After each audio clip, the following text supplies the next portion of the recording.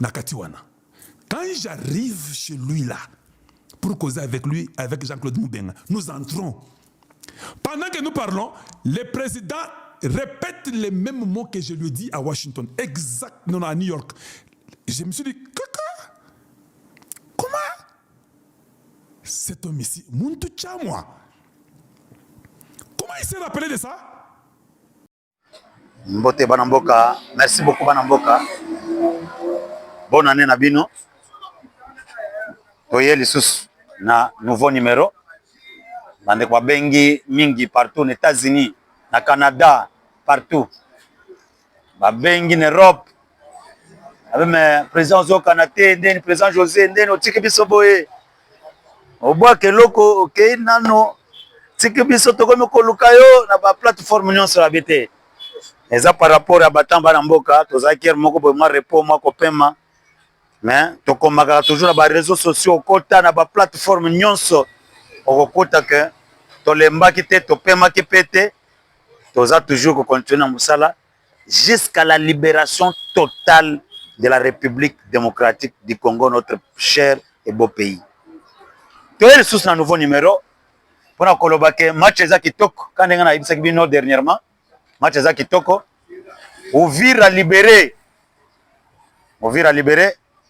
Qui libère qui? Qui libère qui? Tout le monde qui va Rwandais.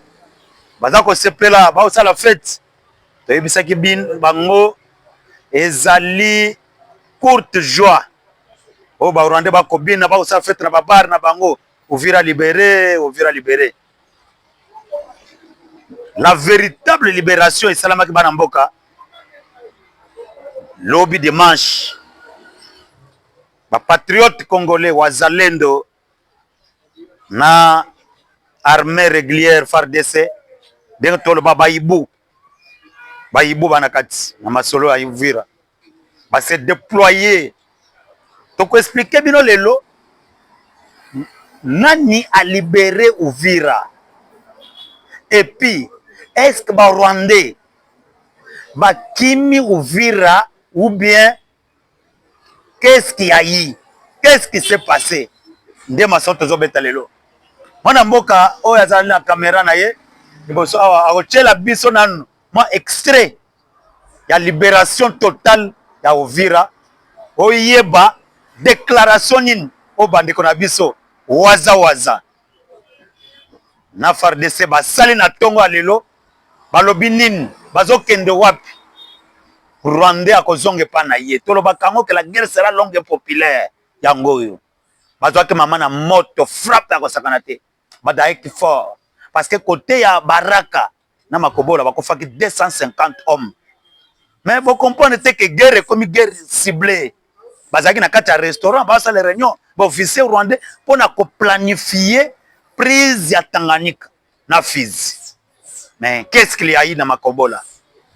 Napora Kalundu, bazui moto nini. Eloko ne elekeli bango. Pourquoi ba komaki communiquer bango? Ba saisir ONI. Tozana bino, la guerre sera longue et populaire. Mwana mboka, tchela biso na extrait wana. Tchela biso extrait wana ya libération du peuple aza ko sepela. Et ce temps ba Rwanda ba kotaki na Uvira. Population sepela ki boye. Tchela bandeko na biso extrait ya libération totale ya ba Congolais ndenge ba libérer Uvira. Na maboko ya bangona, maboko ya Rwandais. Merci beaucoup. Voilà. Botala ndenge Banamboka bazako sepela. Ndenge bazako sepela, te bazako fete, bazako lela, ba témoignage ya ko sakana te ya scandale. Avant départ ya bato oyo, ya banguna ba Rwandais. Ya batuti Rwandais. Avant départ na bango ba piller ba bien la population ba bien public à l'état congolais ba piller na ba goudron ba sac ba goudron ba nini ba piller ba kena na Rwanda ba ke pamba te ba piller ka biloko te bana mboka ba ke copier les sous ba sous Kagame alobaki toye pona ko protéger droit ba Nyamulenge nzoka nda ina plan ya ko exterminer bango ezali documenté bokoyoka on a rapport ya fin du mois ndenge oni akobwaka yango ba ONG nyonso ya droit de l'homme bako publier rapport wana bokomona ndenge Kagame akangi banyamulengo bazaki na Uvira akena bango na Rwanda batale malamu banyamulengo oyo ayaki kolibere awa bana koloba bango wana akangi bango akapture bango akena bango na Rwanda ake ko exterminer bango abana kwa kize gouvernement congolais ezaki argument na ye. Quelques jours après Kagame wana sa discours azoloba nini te guerre eza Tshisekedi te guerre pe ezali oh guerre que ce soit te guerre M23 te. Le M23 a été créé en 2012. Guerre eza guerre ya mabele. Ah batono so maele ba mituni ba voilà. Bon moni guerre ota ko tuza ko subir na est. Ah na Congo. Eza guerre moko ya agression. Er facha lobaki yango. Oh te toyoka ke ba discours awa bananga babisimwa ba makenga banani les pantins ya Kagame baza koloba ke eza guerre ya mauvaise gouvernance biso tozoya kolibere bino ba congolais tozoya boza bana mboka na biso tokolibere bino bokozala malamu bokolia malamu bokofutama malamu mais test ezaka moko place nyonso ba Rwandais bazwaki Kobanda Bunagana, Goma, Bukavu, Uvira, chaque jour, bazalaki koboma, bazalaki kopier, bazalaki ko violer, mais libération au bango bazalaki kobenga, bazalaki libération nini. Fort malheureusement, il y avait aussi des Congolais de mauvaise qualité. Oh bazalaki kolobake non, nanga yaka na Kinshasa. Sans toutefois qu'on soit téléphone ko benga bato bazalaki na est po bayebisa bango ba violation ya ba droit de l'homme de ba ko violer ba droits humains ya bato bana ko violer bato bana ko boma ba assassinat ciblé. Non lelo Kagame confondre bato nyonso tata cardinal na bato na yo tozoze la déclaration na bino na Ben Cholé Monseigneur Cholé. Bosa ta déclaration boyoka discours par rapport bosa pima commentaire par rapport à discours à Kagame parce que silence na bino eza silence complice et puis peuple le peuple a connu makasi aza comprendre que non vous ne combattez pas pour son intérêt mais vous combattez la personne de Tshisekedi. Voilà bande ko ba sepeli makasi population est sepeli ba témoignage kirikili qui a poussé les Rwandais à quitter Uvira. C'est la frappe aérienne. Parce que les lots dans le monde, les lots sont contrôlés l'espace aérien. Ça dit tu es maître du jeu, de terrain. FARDC, dans la minute, ils ont contrôlé l'espace aérien à Est, il y a des drones, ils ont ciblé la position de Rwandais. Pakati Mbangu, Baziki, Bazaki Kalisine, Bazaki na restaurant, Bazaki na meeting na bango, Bazaki na réunion à planification. Obakatsa. Nanga. Attention, ça va? Merci moi. T'as vu ça aux enfants, il y a fils de sphinx de limiter papa. À quoi nanda quoi politique? Ok diplomatie à betio. Oko nous kozwaka bakobenga kayote ti okokima yo moko. Et d'ailleurs, nous avons les informations que Bino Boza en prison. Ya Kagame. Mwana mboka nde nawe biso awa nanga bisimwa tous les pantins hein wadanye sa na la tinda ke wana mboka Frank Diongo attention ça va na regretta ka jour na yaki na prison ko libérer yo na regretta ka makasi yo Frank Diongo attention ça va mukolo moko vraiment ya Sony Papa Frank Diongo biso to ye na prison ko libérer yo facha libérer yo na maboko ya Kabila oninga odaye po bi bana mnangai ba kotelanga na prison Kabila tinda bato fo ba bibisa ngai mais facha sauver ngai mais lelo bosani nyonso wana à cause d'un intérêt personnel. Frank Diongo, je te dis que toutes nyonso Rwandais Paul Kagame bozana kati ya liste na ye akokufa ye moko te. Na rappela kabino na émission passée que tous les Congolais au bayaka nanani na ba Rwandais na kobanda tant ya Afdel ba Isasi ba Kabila Muze ba nani bango nyonso to badaya. Vous n'avez jamais compris, mais vous comprendrez cette fois-ci. Quel sera votre sort maintenant? Parce que Joseph Kabila tente maintenant de sauver sa peau. Politique Kanambe tente maintenant de sauver sa peau. Il est allé en Angola. Il est parti en Angola rapidement. Il a demandé au président Lorenzo, Abi, sauvez Ngaï, mon ambok. Pardon, sauvez Ngaï. Yebisa président Fachi a sauvé peau nanga. Chacun maintenant tente de sauver sa peau parce que Kagame est très coincé. Beaucoup de déclaration, il y a l'administration Trump, secrétaire d'État américain, Marco Rubio, Nenga lobby. Parce que communiqué peut passer à Tonga, au lobby que nani biso to moni nenga batwana bakimi balongwe Uvira. Mais tozo zelaba libéré Goma na Bukavu. Papa, boko zonga Rwanda. Boy ba américain te, yo sine accord na ba américain lelo, lobby nango zo continuer guerre. Vous allez comprendre que Fachi le grand diplomate, ce qu'on a minute au Kagame appelle signé ultimatum. Na Nanga, d'ici mois, Daniel Safou, Franck Diongo, bango tout, ndenge bakenda ba rimagie. Mutu moko ta quitté Goma ou bien quitté Bukavu, sans toutefois informer Kigali. Papa, tous les Congolais accompagnent que rébellion à Afdel, Badaya. Bon, yo kanisi ki Kagame otika webi oza ba secret. Pourquoi Kagame a interdire ba leader nyonso ya mouvement ba voyager ba kende à l'étranger? A interdire bango parce que il a peur. Ba ko kende boye ba dévoiler ba secret. Il y a guerre, comment on a tué des gens. Bazan na ba vidéo, comment on a tué, comment on a assassiné. Nanga a été rattrapé par la vérité, hein? La vérité crue d'une maman qui pleurait.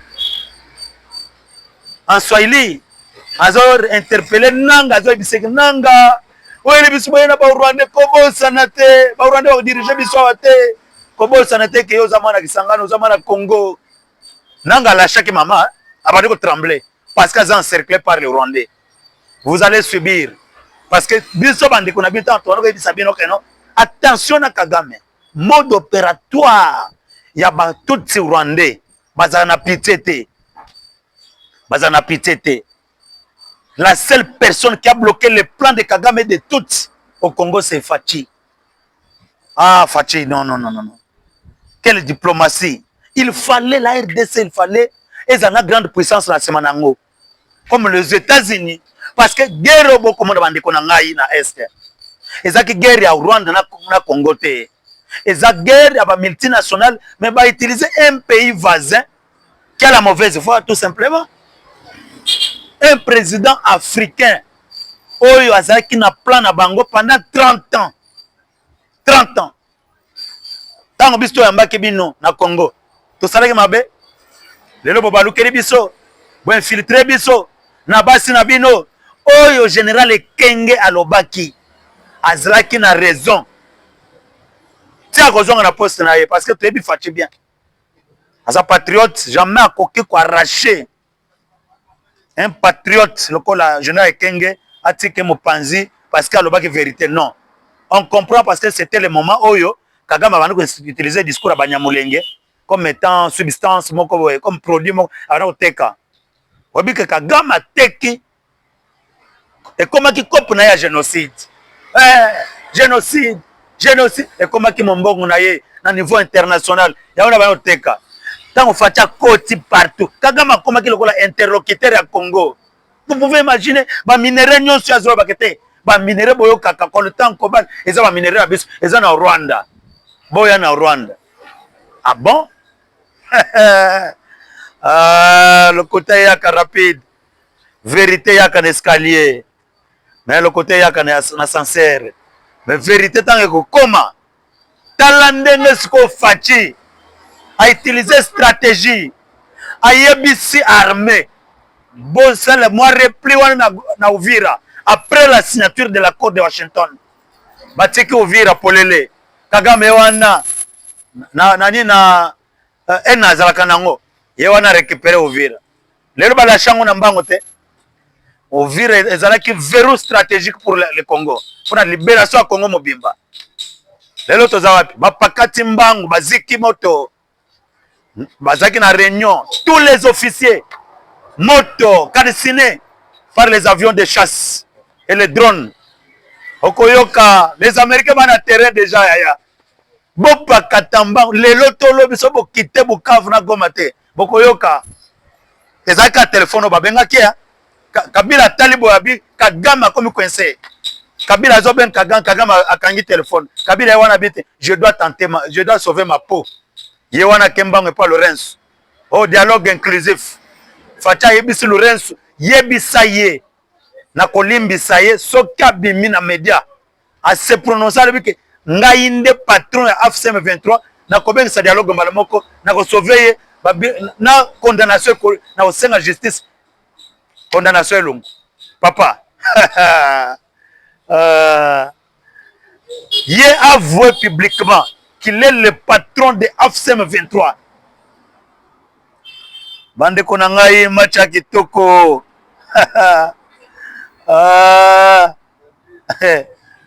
oh là là bande konangai soko tali bien ndenge match beta ma Congo non na leli lorsque j'ai eu ces révélations na leli makasi vous pouvez imaginer qu'un général congolais ou à 21e région militaire adjoint na za Rwandais va planifier assassinat du chef de l'État tant qu'on a inauguré université. Ah non. Général Bolingo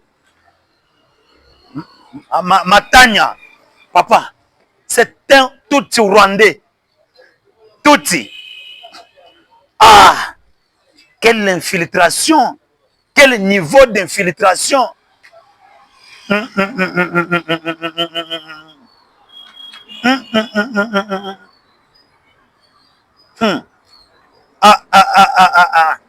Ce monsieur avait reçu la mission d'assassiner le président Félix Antoine Tshisekedi Tshilombo à Mbuji-Mayi. Il a été interpellé par les services de sécurité à Kinshasa. Il est aux arrêts. En d'autres termes, l'adjoint de Don Tshibang est aux arrêts. Aïe. Qu'est-ce qui va se passer, bande konangai? Toloba Kiango, Fatis c'est un stratège. Habité. Et l'erreur basalaki naba Kagame na batunaye na bloc na bakanambe Kazembere. Ezali a ko négliger adversaire na bango Fachi. Bamonie pete zoba. Tokobo tous les pouvoirs. Babana ko lobango à la veille à coalition FCC cash. Ba lobango. Ah tokolongole na pouvoir. Et que le système ya lisobana saso ya batama azo. Muto batama lekio na mael. Aza toujours observer bango. Basali tout. Ah non. Eh bah voyage à pamba. Hein? Azo voyager à kenda kawapi. Mbongo ezo sila na ba voyage. Mais que représente ba moyen abandi ko teze na voyage na makila ba congolais bana kofu. Que représente cela? L'homme a gardé sa position et a durci le temps. Oyebi kozwa Goma bazaki par forcing na Bukavu na Uvira. C'était pour forcer la main de Tshisekedi. Parce que babana komona que non, tant Tshisekedi komona que bakomi na Uvira, Tshisekedi komona que bakomi na Uvira, qu'est-ce qu'ils vont faire? Akobanga, akobengi sa dialogue pour que tant bakozonga bazui cahier de charge ya kala. Oh ya que non, ba infiltrer ba institution. Oh ministère de la défense, Pesabiso. Oh est Mobimbe contrôlé par les Rwandais. Oh libérer nani Mangashushu. Oh libérer boy, ba criminel nyonso balinga baza libérer. Na ba généraux na bango tokangaki. Paye lingeze esuka wapi. Nde facha alobaki non. S'il s'agit à kokofa, je dois mourir debout que être à genoux. Voilà pourquoi il a refusé ce dialogue-là. a télémé à lobby, a durcir les temps. Et le Conseil de sécurité a durcir aussi les temps. Qu'est-ce qui s'est passé? Bon, monaki, ba résolution, ba accord, oh, ba auto pour signer à Washington à Doha. Yangonde baluki. Et comme une résolution au Conseil de sécurité. Cela veut dire quoi? Les États-Unis n'ont pas voulu assez que à frapper Moko. Il a fallu frapper Kagame à travers la résolution du Conseil de sécurité de l'ONU.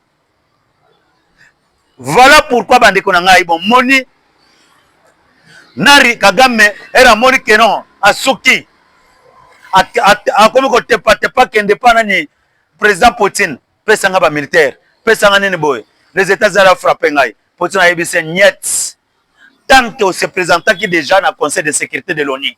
Et moi, je fais partie des 5 membres permanents du Conseil de sécurité de l'ONU. Je ne peux rien faire en ce moment.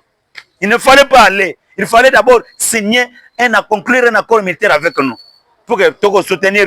Mais tu as les États-Unis. Chaos debout. Aza contraint, Aza bloqué. Aza bloqué, il doit partir. Kagame doit partir. Retirer ses troupes sur les sols congolais. Sinon, ils seront frappés. Parce que Kagame a tali. À mon que, na minute, il va perdre soit sa vie, il peut perdre sa tête, soit il va perdre même son régime. Donc, machine oiseau bête na minute, que nous n'allions na izana messa américain, parce que na minute on est il y aura aussi un autre dialogue. Dialogue wane osala wapi na Rwanda ndeboka ki vice-président américain lobby to ko yamba ba délégation ya ba opposant na ba représentant FDLR Kagame le la FDLR ba FDLR ba ozonga Rwanda ba ko sa dialogue inter-rwandais Kagame to yebisa ki o oza face à fils de Sphinx ko mekate ko négliger était cadre AFCM 23 va se poser des questions chacun pour soi. Va bien faire téléphone hors périmètre cellulaire. Qui vivra verra. Batunat. So bala musa ba wey. Ba batuna ma gloire paluku. Eloko ni na monaki. Ba ojo ezali o ba gloire paluku azolo ba très clair na makamba monaki na plan ya balkanisation ya pays. Souci ezali ba comme na Katanga bakabola Katanga etikali république yani ya Kivu etikali kuna tout ça ba dépiécer Congo. Mais moi je vidéo fata bisi ba américain alobi place ba rebelle baza ba terroriste bazali inde place au minerai stratégique eza si on trompe en tant que commerçant ça nini a otiki le temps ba kozwa moto et puis je vous promets janvier ekosila te sans que ba terroriste wana bakima janvier ekosila te ils vont fuir. Faut jouer, hein? Janvier, aussi la terre. Quand janvier, Baboma Kabila le père. Nde parfois janvier, Kagame, Moutouna ego tikal. Tozaka, Basakana ba américain te. Tobana webisa bien, Budapest, Bino, Bozotia espoir na ba américain. Ah bon? Les États-Unis d'Amérique. Bino boyebi yango. Qatar, bomoni Qatar. Pour comme Qatar. C'est les États-Unis. Hein? Hein? Dubaï et Émirats Arabes, c'est de conclure d'accord. Israël. Les Américains vont sauver des gens. Israël, c'est à cause des États-Unis d'Amérique. Vous jouez avec les Américains? Talent de capturer. Kagame Maduro, vous allez capturer. Vous allez capturer, mais noter. Hein? Vous allez capturer, mais noter. Kagame Maduro. C'est là comme on a. Yo sécurité zaki na Venezuela. Yango neza na Rwanda. Toi tu joues avec les Américains. Dans l'opération basal, monsieur Trump azolo ba très clair, azolo ba que l'opération était parfaite et puis aucun avion non. Aucun avion américain n'a été touché. Hein? Aucun mort. C'est l'opération parce que les États-Unis pensent que ce qui est militaire dans une opération, ce qui est militaire, c'est 100 militaires. C'est-à-dire, à l'opération, à perdre la militaire moko. Dans l'opération, c'est la force spéciale. Bah quitter le terrain, bah déconnecter, bah désactiver, bah bien qu'on soit risque, bah faire ça qui Maduro. Tout désactiver, bah quitter le terrain, bah bien mettre Maduro dans la chambre. Na moi sinaï. Ah bima, bah capturer, bah kenaï. Papa, ils ont enlevé, hein? Aïe aïe aïe aïe, non. Fachi avait bien choisi les Américains, papa. Non, non, non, non, non. Et Zala qui plan moka makas. Bande kodangai. Ah non, non, non, non, non, non. Monde est tremblé. Le président Trump. Non, non, non. A bandit chantage. Abila été bien maîtrisé, capturé. Baza naïe. Na minute balaki ce photo naïe. A kolia moi basani moko mike mike bachele biloko. Azolia.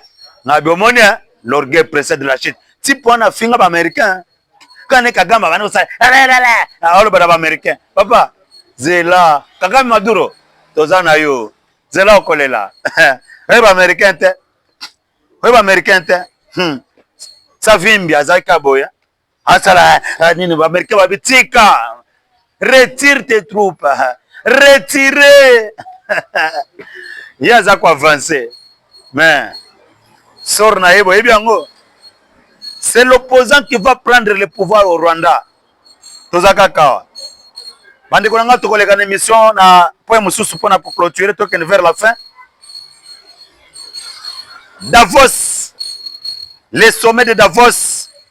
Félix Antoine Tshisekedi parmi les invités d'honneur, au même titre que son homologue américain, M. Donald Trump et le secrétaire général de l'ONU. Kagame absent. Ha. Lobby. D'abord, avant de passer à l'information à Souka, il y a Davos, il y a sommet aux obéis à Manamakas, il y a une grande puissance, le monde, il y a des décideurs du monde. Fatih Beto a parmi les décideurs du monde. Lobby Belgique a bien se communiquer pour interdire tous les groupes rebelles. Au bazar ça la réunion en Belgique. À mon côté, à quoi tenir sur ce réunion naïe. Na Katia, Belgique. Fatih invité d'honneur, au même titre que M. Donald Trump et le secrétaire général de l'ONU. La mise en garde sévère du secrétaire général de l'ONU contre les M23 et les RDF à l'est de la République démocratique du Congo. Qu'est-ce qui va se passer, Bande Konangai? Macha kitoko mbande konangai macha kitoko. Ndeboki Kabila ibisi président angolais à lobby. Monsieur le Président, s'il s'agit ya ngai na céder une partie à bien après sangof l'état congolais. Sengelanga pardon pas Fati pas ibisi, il faut se prononcer. Alors que c'est moi le patron de AFCM 23. Wana kolimbisa e. C'est un devoir très difficile, hein? Basango bakenda wapi? Fachi beton. Bakombata mwana nzambe te, papa. Wapi basango? Wapi ça communicate? Pour rendre l'église catholique ridicule lelo à cause de la haine. À cause de motema mabe. Fachi a un invité d'honneur. Ils allaient former un forum économique à Makas, il y a des décideurs du monde. À Davos, le président de la République est arrivé hier à Davos. Macha kitoko bande konangai. Konande bakutana na ba décideur. Bakokutana na président Donald Trump. Bakokutana macha kitoko bande konangai. Bozala na kimia. Bosambelaka pona mboka. Bopesa Kanzambe, merci parce que libération est totale. Vous pouvez imaginer Christian Chiwewe, un chef d'état-major général, en complicité na ennemi. Ba généraux nyos, mais ndenge to loba awa na betere mokonzamboka maboko makasi. A changé que commandement. Commandement ils ont maboko ya ba colonel Ebele et puis quelques colonels ba jeunes na ba yibo ba otaki ko former na ba force spéciale. Na bagère bazawana commandement échangé qui match qui toque le terrain amoni ba Rwandais mbango ba pakati Rwandais à part infiltration, tout Rwandais ne peut jamais gagner la guerre contre les Congolais conscients. Jamais. Parce que moi, Namboka Mamadou Ndala, Namboka Général Baouma, Bazongisa ba Rwandais tina kati. Tout Rwandais a gagné guerre, même sur le plan numérique, même sur le plan stratégique, même sur le plan militaire. Tout Rwandais ne peut jamais gagner la guerre contre les Congolais. Tous les militaires à ma casse. Biso tous les militaires à ma casse. A betel FARDC maboko. Ibu, ma force spéciale nyons. O ba quitter le terrain. On a encercler, ko bongisa terrain. Ko continuer ko attaquer. Ko bomba ba tout Rwandais ba kema mbangu. Bazonga na mabele na bango. Les Congo congolais. Inch'Allah, nous gagnerons cette guerre. Nous gagnerons cette guerre. Biso tcheliki na Yesu na Nzambe. To gagner guerre au Kalate. To fêter sur l'ensemble du territoire national. Quand des bonnes vidéos, ya bana mboko ba osepela na Uvira. Ba ko sepela na Bukavu, ba ko sepela na Goma, ba ko sepela. Mais interprétation musuna zo nango. Eza ba notable ya Est. O bazana mo adio bazwa ba voix na Est. Pourquoi ce silence complice? Pourquoi ce silence complice? Merci beaucoup Banamboka. Alors tu as quoi terrir? Bokoyoka ba résolution à Davos, Kagame absent. Ba résolution makas rencontre kozalawana entre M. Trump et Fachi Beton. Pour na kosola makamba ba décider à deal. Deal wana ya RDC na États-Unis. Boko mona d'investisseurs bazo ya ao na Congo kwa investir. Parce que ba minéraux boyoki déjà bonne nouvelle hein. Ndenge les awa to comme déjà na contrôle sur le cuivre congolais. L'État congolais a contrôlé déjà cuivre. Tout le a déjà 100 000 tonnes de cuivre aux États-Unis d'Amérique. Partenaire Trokaki Angwana. Ceux qui ont contrôlé cobalt, tu contrôlé coltan, na ba minerai stratégique moussous. Ba Américains ba comme sommes en avant normal. Bande konangai trésor public vimbi, mbongo koti. Wana tozongesko lit interne. Ya ko frapper tiko ba corrupteur.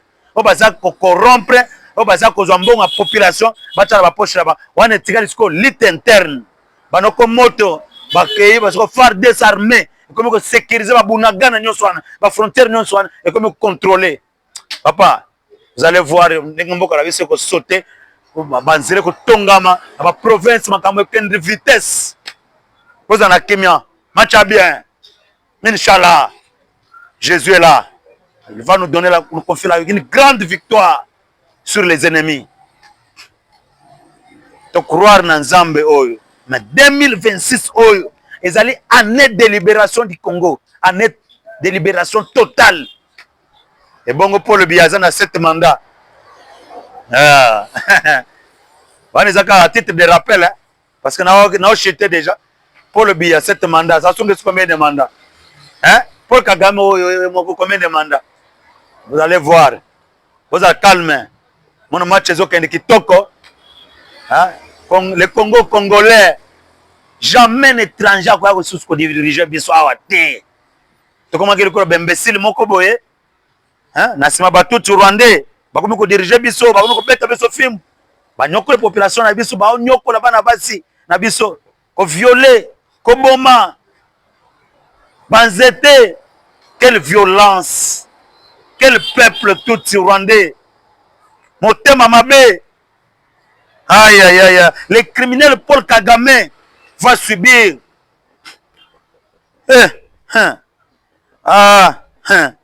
un grand criminel de son état. Akomona Makambo.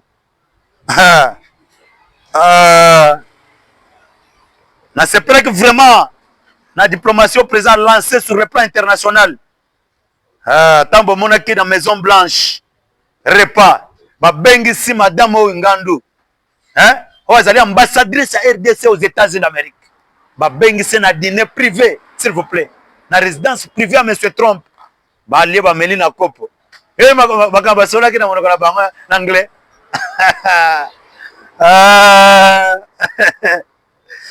Oh là là. Bokomona. Vous allez voir ce qui va se passer. Yoka Sikoyo, information pour nous jeter. Le président américain Ronald Reagan a organisé en 1987 un dîner à la Maison Blanche après être devenu président des États-Unis. Au cours de la réception, la première dame circulait parmi les invités pour les saluer. Son attention fut attirée par un homme noir, vêtu modestement parmi les invités blancs. Elle ne l'avait pas reconnu et s'approcha de lui avec une politesse teintée de condescendance et lui dit: Monsieur, puis-je savoir ce que vous avez fait pour mériter cette invitation au dîner? Il lui répondit: j'ai changé le cours de la musique 5 ou 6 fois. Et vous, qu'avez-vous fait pour devenir première dame, sinon épouser le président?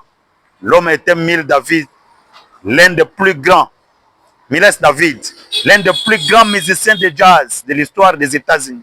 Il était compositeur, trompettiste, chef d'orchestre, arrangeur, auteur autobiographique, musicien de jazz, acteur, auteur, compositeur de musique, de films.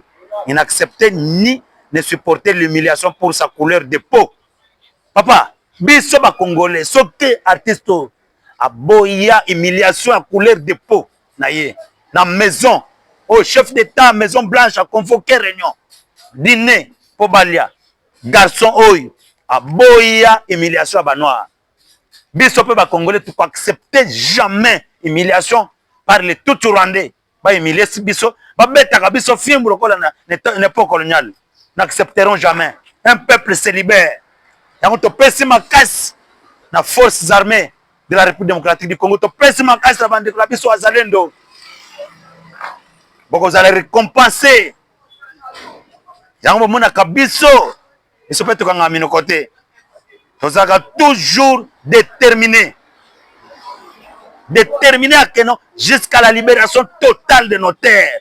Kagame ne peut jamais en aucun cas réclamer les terres ici, les terres congolaises.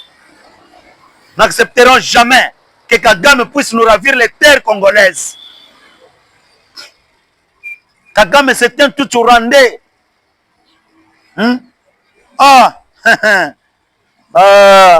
Fachi est arrivé à Davos. Le 19 janvier 2026, le président de la République, Félix Antoine Tshisekedi Tshilombo, est arrivé à Davos pour participer à la 56e réunion annuelle du Forum économique mondial, qui se tient du 19 au 23 janvier 2026, autour du thème central, un esprit de dialogue. La participation du président de la République démocratique du Congo à ce forum vise à positionner la RDC comme pays solution au cœur des enjeux et défis majeurs du monde dans les secteurs clés comme la transition énergétique et technologique, où la RDC est l'un des plus grands fournisseurs de minerais critiques pour la technologie verte et les batteries électriques. Yaya, guerre ici là, Bokomona. Bokomona. Bisonde, tous les minerais critiques dans le Congo, le coltan et le cobalt, les deux minerais, ils ont pesé le long du monde. Donc, c'est la transformation de la batterie électrique. On va construire des usines ici. Et puis, les Américains, ils ont aidé pour un partenariat gagnant-gagnant. Les Américains, ils sont dans le Congo, pourquoi? Est-ce que vous connaissez que les Américains vont soutenir Bisso? Non! Nous sommes dans un monde d'intérêt. L'intérêt. Les États-Unis, au Gabon, ils ont un intérêt. Na Congo, il y a des minéraux stratégiques. C'est fini. Monde de baby. Parce que les minéraux critiques, ils ont awa. Oh, bon, Kim Jong-un, ba fier, ba Poutine, ba minéraux na est. Ba multinationales, bon, ils exploiter ba minéraux na est. Bazo partout. Et puis bazo ba minéraux en désordre. Mais tant bazo ya, ce que ba localiser ce que ba minéraux wana. Ba minéraux wana comme ba vente na transformation nango locale. Transformation locale, c'est-à-dire, tu peux fabriquer des batteries locales. Awa. Congo est vibré. Vous croyez que guerre, et ça quand minde bato ça bisongo. Et ça quand minde na ba pays, ba chef d'état africain, ba yebi ba complice. Bon mona que silence international. Ata ba chef d'état africain. Bon comme na Union africaine, commission Union africaine, ba pays bele ba sadek ba ni. Ba ko kota ngo lelo parce que ba monique fatia ningisi apesi ba vérité crue. Monde entier comme kolamuka, ba on peut ba lebité. Soto tikale na sima. Congo eko perdre peu ba intérêt au bisto zo kona. Vous mettre collaborer na Congo pour que soit libéré yango. Malamoko biso peut tous en quelque chose na kata mboka wana en tant que pays africain. C'est pourquoi mon prise de conscience à président Lorenzo. Félicitations doyen. Champion pour la paix en Afrique. Le bac pour Fatih Béton. Au joueur rôle moko crucial. Congo ko bossa na kayote. Au côté na histoire du monde. Au délier langue pour avoir sa vérité crue. Au ezaki caché. Au ba tesuma moni vérité mais bazo caché yango mais vérité crue. Au bimisi. Au betro maboko. Nzambe abatela yo. Les criminels pour Kagame a subir sort naé et koleka même na Saddam Hussein. Il sera pendu Kagame. Makela ba Congolais ko crier. Apakatamba il sera déshabillé, menotté et capturé.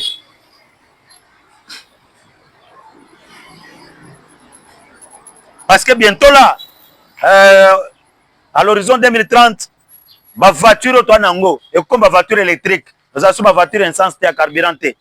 Voilà pourquoi tu vas ouela, bazo bundela Congo, ba bunda pour que ba longo la biso, ba boto la biso pays, ba pesa Kagame à faire réfléchir biso. Pour pas qu'on les canadiens au Rwanda, bazo ba minerai critique pour un jour ba comme ba multimillionnaire, un multimilliardaire, ba développer ba pays na bango. Mais facha lobi niet. Macron a tonaki awate. Alors ba kibabate. Yewana, l'Union européenne, États-Unis lobi niet, vous êtes des criminels. 30 ans. Ba Rwanda bazo kotana Congo bazo boma na ba machette. Bino bokangi minoko. Niet. Soko kebite. Union européenne soko la mukite. France soko la mukite. On peut perdre. Ya chicha lobo otala Congo na fenêtre bino. Qui vivra verra. Otala Congo na fenêtre parce que no komo toye. Mon oncle Samaye ache mu Congo. Alabite ngai ndi mutu nazali awa di. Ngai na Congo. Congo lingini. Batonga corridor le lobito. Eko Zambie, Katanga, batonga babanda déjà banzela wana. Qui vivra verra. To ceux qui wana bana mboka. En tout cas, merci de Bolandi Bisso. Boyebike les lots grâce au statut de notre pays d'État membre non permanent du Conseil de sécurité de l'ONU, la RDC considère Davos comme une fenêtre d'opportunité diplomatique pour défendre le multilatéralisme et les efforts d'une paix durable qui respecte ses intérêts stratégiques. Voilà pourquoi Fatih est considéré comme l'un des décideurs du monde pour participer dans le forum à Davos, au même titre que M. Donald Trump est le secrétaire général de l'ONU. Donc, il y a une résolution bientôt. Pour voir une résolution, il y a Davos. Kagame a tremblé. Aïe, aïe, aïe, aïe. Ah, quelle joie. Oh, tozana ngo lelo. Oh, Uvira libéré. Ba Rwandais ba sepel na ibisa bango courte joie. Courte joie, vous allez fuir. Lelo fimbo bakimi.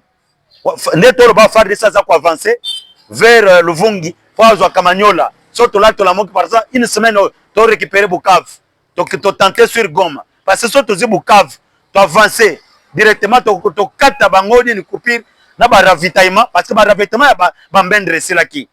La base arrière, non, c'est calciné. On a récupéré déjà Goma, et vous avez ultimatum. Parce que tu as déjà on Lubero centre.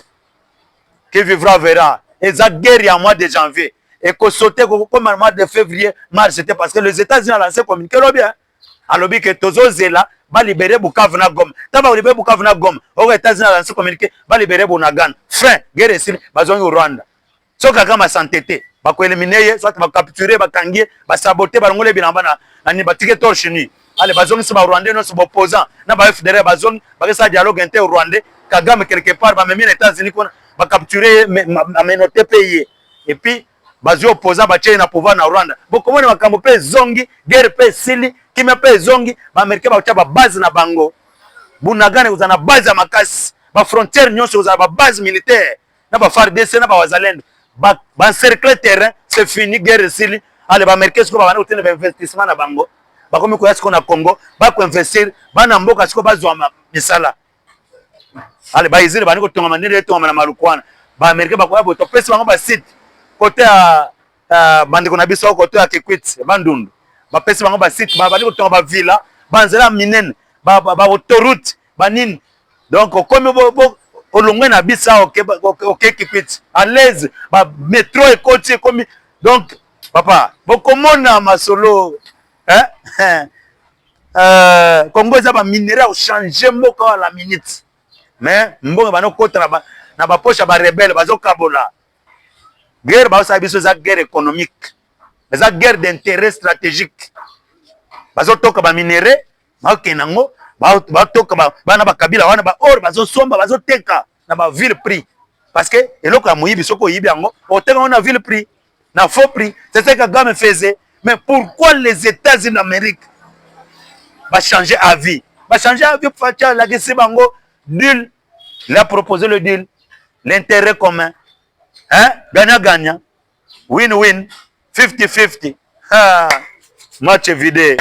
Ah, Kolozo Lokumu. Oh, Moka Bilaka. Jamais ne m'y a quoi CG biso. Abeta biso fimbu. Na leli makata on jaba vidéo. Pona ko chité, botala na vidéo moko de bande ko na biso bazako sepela. Hein? Bangwana bazako sepela. N'entrée ya FARDC na waza. N'entrée ya ville ya Uvira. Bangwana bazako sepela. Bande ko na ngai. Bazi bazolo bake bakangi banyamulenge bakena bango. Kagame ke ko égorger bango. Oya yake keno na yeko défendre banyamulenge. Akangi bango akena bango. Ba surveiller bien ke ko égorger bango. Port ya Kalundu est bien sécurisé par les forces spéciales et les hibou.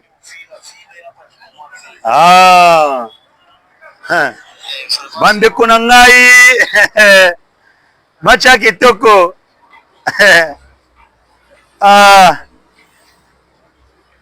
Oh là là. Matcha bien. Merci beaucoup na chef de l'État. Merci beaucoup. Na bana mboka nyonso. Merci beaucoup. Merci na ndenge. Mokonzi mboka za déjà na Davos. Yangwana. Awa arrivé à chef de l'État na Davos. Ye wana komi na Davos. Place sommet à Masolo ezali. Toyebisa kabino. Bon négliger fatité. Les criminels de tout le temps. Aza fléchi. Hein? Fati. Sphinx. Oh, ils allaient rencontrer M. Trump. Papa, bambendre bazalakate yaya. Za matcha bien yaya. Za blague te yaya. Oh là là. Merci beaucoup Banamboka. Merci.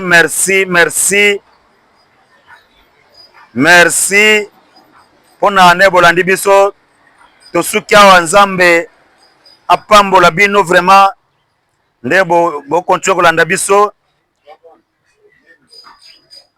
apambola bino abatela bino bandeko na ngai bosambelaka mpona mboka. Bandeko na ngai mpona koshite nana eloko ya moke na kolakisa bino pesa ngai regret makasi botala santé babetake makasi epa Willy Ngoma. Kuna ekomi opesi mbwambo aboya.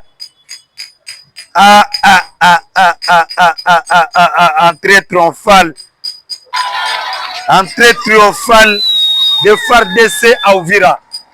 Voilà bandeko na ngai image de ça les sengo les tours de l'actualité de ba FARDC na ba waza ba koti na terrain na bango population libanda bako sepela bambendre bazimoto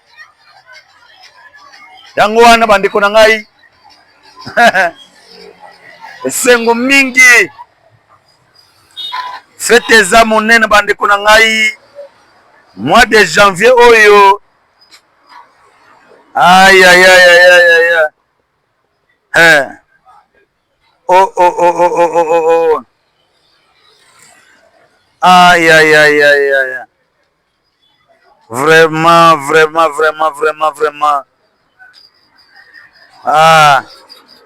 Zambazo lokumu.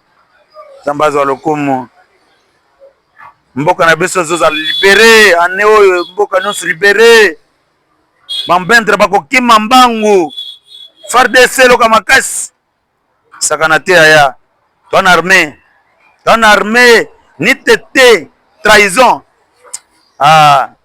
bon na clôturer bana mboka merci beaucoup nde bolandi biso nazo clôturer pona ko présenter ba condoléances na famille ya maître Florent Ngandu Ndala tuko kite biso tuko kufa collègue na ngai maître Florent Ngandu na présenter condoléances makasi na famille na ye na famille grand frère vieux Kachubu na famille Mobimba na présenter ba condoléances lelo nde bazo kotso mabele ndeko na ngai yango na zuma kasi ya koleka lelo pona osala émission pona ko présenter ma condoléances. Que ton âme repose en paix éternelle. Que le Seigneur a reposé âme nayo. Ndeko na ngai en tout cas ozaki mutumoka ba valeur makasi. Les combattants d'élite, notre compagnon d'élite, les grands guerriers. Zaba pesa bana no makasi otiki famille munene makasi, famille biologique na famille politique na yo, de pesa apesa biso makasi. To continuer l'élite na yo. To continuer l'élite na yo salaki. To continuer l'élite na yo. To komisango jusqu'au bout. To kobosa na bana na yo te, to kobosa na libota na yo te. Okendra kimia. Merci beaucoup bana mboka. To chite awa.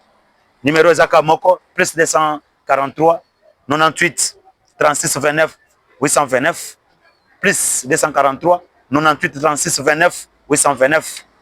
Bon continuer kolanda ba nini matero tuza ko pesa parce que tuzoke makambo na rythme nyonso bato nyonso ba traître ba ko kangama ebele ba ko kima boyebi secret oyebi mise Shadara biso ba secret bele eza singama tembele bele ba ko kangama. Donc tozaki infiltrer à niveau moko ko sakana te na niveau armé na niveau politique ba politique bon ni silence nyonso bazana kati ya liste bele ba ko kangama. Chacun aura son temps de son arrestation, de son interpellation parce que Shadara pese ministre Mobimba na ndenye Kabila bana ko préparer banini ba garde ya gardiennage wana nyonso wana pour que bagent ya gardiennage pour que bako akomisa bango armée o ezé comme armée rwandaise na Congo. Donc Shadara pesi ba secret tout obe mina ko ba interpeller ki boyoki moi sina inde ba biso ba secret mais mobali na ngai asubaka na nini na mbetu botika ezala malade asubaka na mbetu. Donc makambo ezoko bima ebele liste za mulayi donc ba criminel bazaki makasi trahison ezaki makasi na niveau nyonso makasi ba préparer ba assassinat ba empoisonnement ba préparer makambo ebele mboka ezaki très miné facha za nzambe. Que Dieu vous bénisse. Zama na mboka José Monana.